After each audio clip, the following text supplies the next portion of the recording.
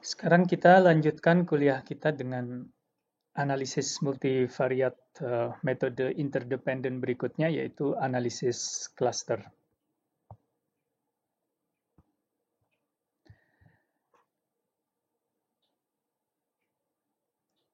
Analisis cluster mirip dengan analisis faktor. Dalam kaitannya, analisis cluster juga melakukan pengelompokan. Cuma perbedaannya adalah, kalau dalam analisis faktor, yang dikelompokkan pada umumnya adalah variabel. Dalam analisis cluster, yang dikelompokkan pada umumnya adalah objek penelitian. Objek ini bisa berupa orang ya, atau responden, konsumen, pelanggan, perusahaan, atau produk, atau apapun, bisa negara,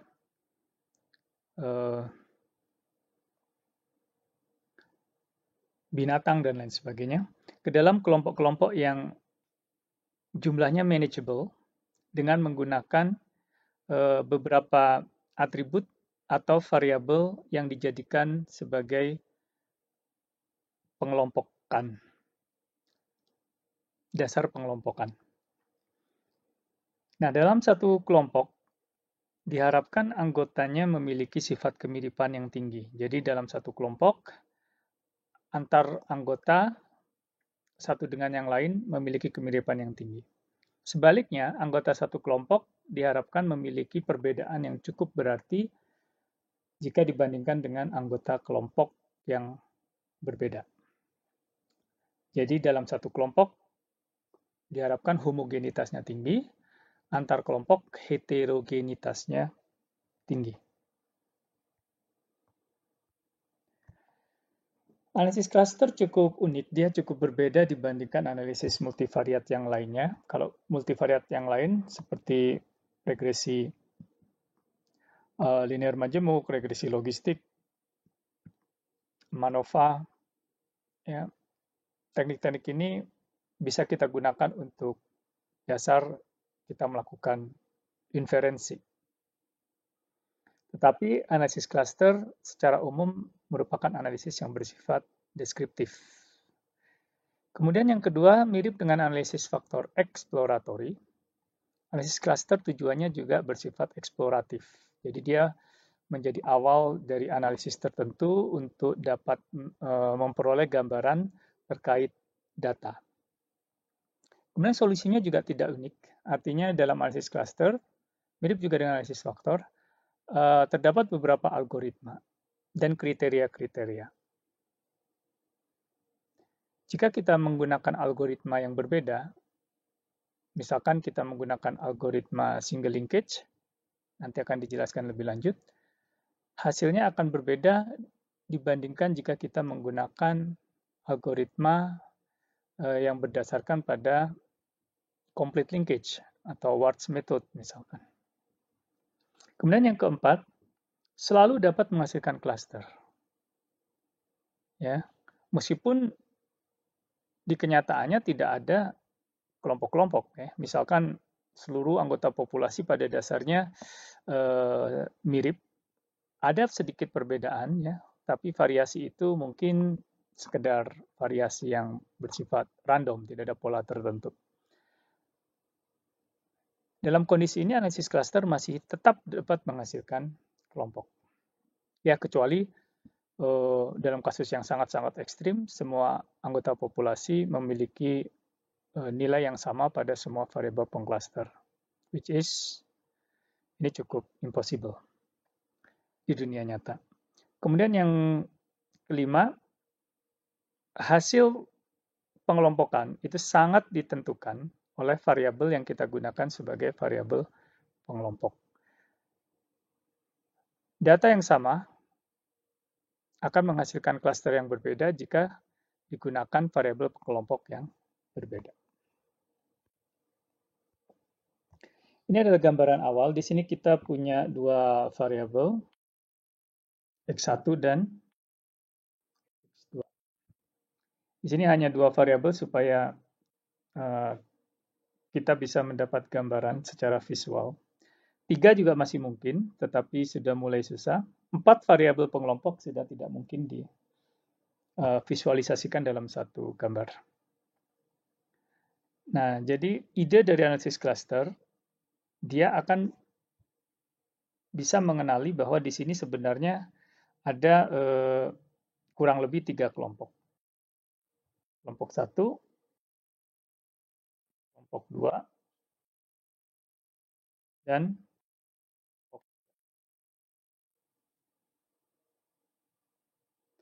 nah, tapi bisa saja ada kelompok keempat yang hanya 3 titik. Bahkan mungkin 5 kelompok. Nah, ini yang tadi saya sampaikan bahwa solusinya tidak unik. Tidak akan selalu keluar dengan jumlah kelompok tertentu, bahkan keanggotaannya juga bisa berbeda kalau kita menggunakan kriteria atau algoritma yang berbeda. Nah, ini ada contoh yang lain. Ya, di sini cukup obvious ya, ada kelihatan 3 kelompok. Nah, di sini saya punya 2 variabel pengelompok, yaitu V1 dan V2. Dan ada 7 objek, ya, A, B, C, D, E, F. Nah, pertanyaannya ada berapa kelompok, atau bisa dikelompokkan menjadi berapa kelompok 7 pengamatan ini. Nah, di sini kita datanya adalah setiap objek, dalam hal ini responden, memiliki nilai pada variabel V1 dan V2. Sebagai contoh, A memiliki nilai 3 pada variabel V1 dan memiliki nilai 2 pada variabel V2. Di sini posisi A, jika kita gambarkan di ruang Cartesian.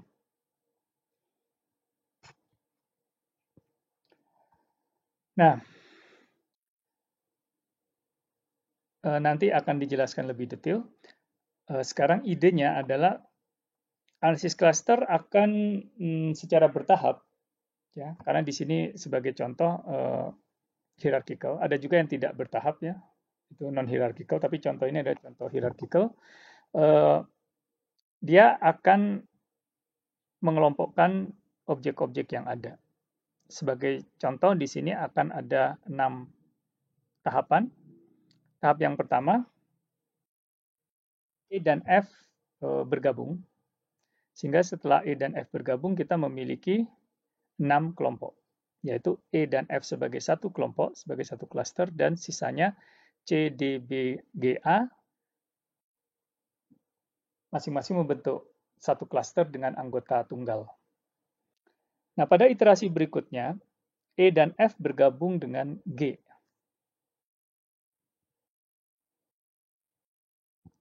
Sehingga kita memiliki 5 klaster, di mana satu klaster terdiri atas 3 anggota, E, F, G, sisanya 4 klaster beranggota tunggal, yaitu C, B, D, A. Dan seterusnya. Sampai pada iterasi ke-6 kita hanya punya satu klaster. Nah, proses penggabungan ini bisa digambarkan pada dendrogram. Nah, jadi dalam dendrogram tadi, masih ingat langkah pertama, E dan F bergabung. Kemudian langkah kedua, G bergabung dengan E dan F yang sudah bergabung. Berikutnya, C dan D bergabung. Ya.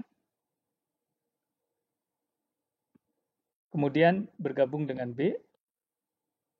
Kemudian B, C, D bergabung dengan E, F, G. Ya. Dan terakhir, ke-6 itu bergabung dengan A. Jadi A sendirian, ya, bergabung terakhir.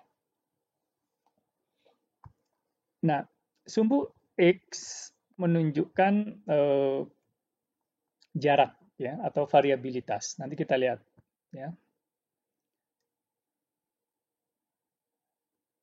Nah, jadi kita lihat E dan F itu yang perbedaannya sangat kecil, ya. Kalau diukur dengan jarak, dia jarak antara E dan F sangat kecil dibandingkan yang lain. Maka mereka akan bergabung terlebih dahulu. Ya. Jika ada dua pengamatan yang sama persis, misalkan, ya, ada apa ya, H, misalkan H itu nilainya 32, maka H akan berimpit dengan A. Dalam hal ini, jarak antara A dan H berapa? 0. Ya. Jadi kalau jaraknya 0, berarti kedua pengamatan, kedua objek itu sama persis. Jadi logikanya, yang bergabung duluan adalah dua titik yang paling berdekatan. Karena artinya paling mirip. Nah, di sini A bergabung terakhir, jadi jaraknya paling jauh ya, jadi dia paling berbeda dengan yang lain. Nah, metodologi analisis cluster sebenarnya sederhana. Ya, ide dasarnya adalah bagaimana kita dapat mengelompokkan objek-objek yang memiliki kemiripan, ya, atau sebaliknya, kita tidak mengelompokkan objek-objek yang memiliki dissimilarity, perbedaan. Nah, proses dimulai dengan pengambilan P pengukuran variabel dan N objek pengamatan. Kalau dalam contoh yang tadi, kita punya P variabel, berarti P-nya 2, objeknya sampai G, 1 sampai 7, berarti N-nya 7. Nah, jadi data kita berupa matriks berukuran N kali P. Ya, di dalam baris itu adalah objek-objek, sedangkan kolom menunjukkan variabel pengelompok. Nah, kemudian matriks tersebut ditransformasikan ke dalam bentuk matriks similaritas berukuran N kali N. Yang menunjukkan similarity atau dissimilarity dari ketujuh objek tersebut.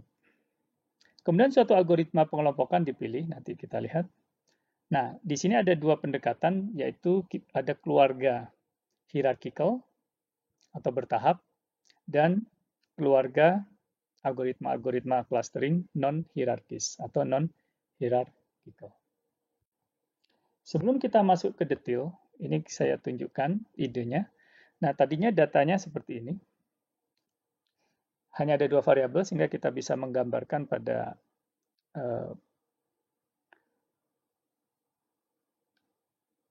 ruang space dua dimensi. Ini datanya awalnya, ada N sama dengan 7, P sama dengan 2. Nah, dari sini kemudian diterjemahkan menjadi matriks jarak P kali P. Sebenarnya ini matriks dissimilarity ya, bukan similarity. Karena semakin besar nilainya, berarti dia makin berbeda. Ini saya rasa untuk mendapatkannya cukup mudah ya. Ini pakai pelajaran SMP mungkin. Sebagai contoh satu saja, berapa jarak AB?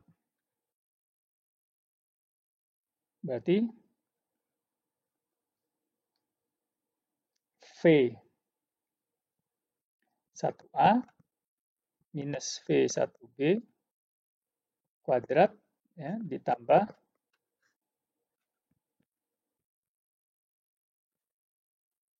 V2B kuadrat diakarkan. Berarti sama dengan berapa? 3 minus 4 kuadrat ditambah 2 minus 5 kuadrat. Dibalik juga tidak apa-apa ya, karena kuadrat sama saja. Kan berarti sama dengan akar 1 plus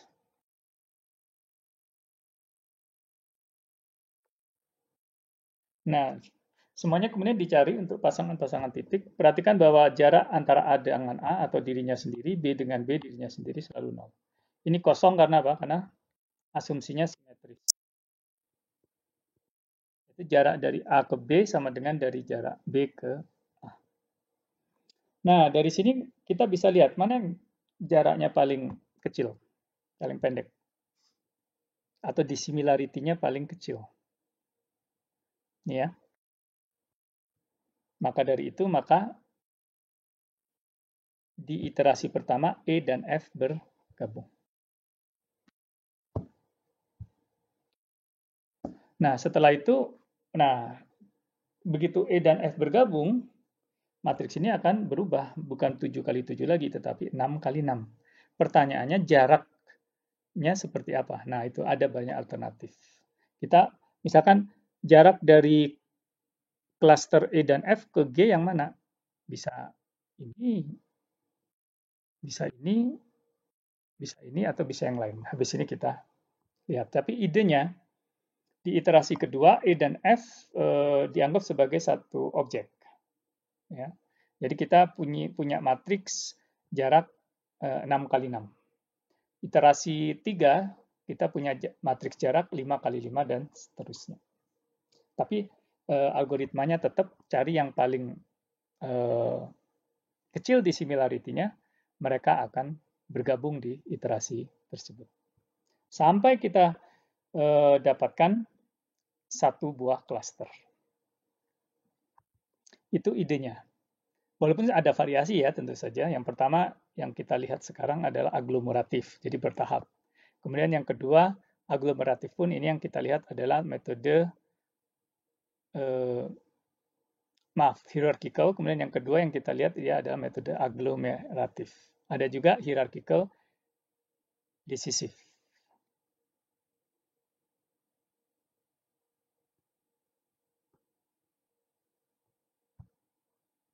Nah, ukuran similaritas itu bisa menggunakan atau dissimilarity ya. Kita bisa menggunakan ukuran jarak. Jarak pun bisa macam-macam. Kita bisa pakai Euclidean, kita bisa pakai harga mutlak ya. Kita bisa pakai city block ya, dan lain sebagainya. Nanti bisa dilihat di buku teks. Kemudian alternatifnya adalah koefisien korelasi. Jadi kita melihat korelasi antara A dan B, A dan C. Nah, jadi ini bukan matriks jarak, tetapi matriks korelasi. Mirip pada regresi ya. Di regresi kita sudah lihat korelasi bivariat ya. Nah, jadi kita bisa juga menggunakan matriks korelasi. Tetapi pada umumnya untuk analisis cluster kita tidak menggunakan korelasi. Itu yang membedakan dengan analisis faktor. Kalau analisis faktor untuk mengelompokkannya kita pakai matriks korelasi. Walaupun sebenarnya bisa juga ya, tapi tidak umum. Kemudian yang ketiga koefisien asosiasi. Ini mirip korelasi tetapi kalau datanya non-metrik.